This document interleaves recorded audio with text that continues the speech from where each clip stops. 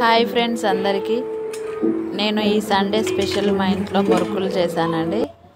దానికోసమని ముందుగా ఒక 3 గ్లాసెస్ నేను బియ్యం పిండి తీసుకున్నాను.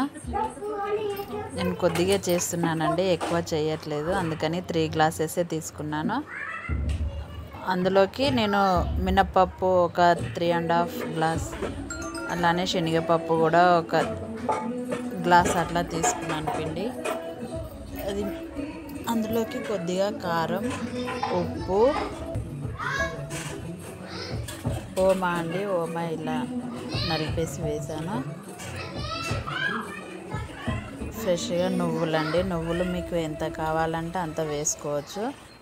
ఇలా నువ్వులు వేసేసుకొని కొద్దిగా పసుపు అండి వేసేసి ఈ పిండిని అంతా ఒకసారి బాగా కలుపుకోవాలి. ఈ పిండి కలపడానికి నేను వాటర్ కొద్దిగా వేడి చేశానండి. వేడి వాటర్తో కలిపితే అవి క్రిస్పీగా వస్తాయండి మురుకులు. అందుకని నేను వాటర్ కొద్దిగా వేడి చేశాను.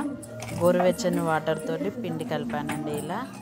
ఇలా పిండి బాగా కలిపేసి కాసేపు పక్కన పెట్టేసుకోవాలి. ఇప్పుడు ఇది మురుకుల పావు తీసుకొని అందులో కొద్దిగా ఇలా పిండిని పెట్టేసి ఇలా ఆయిల్లో ప్రెస్ చేసుకోవాలండి.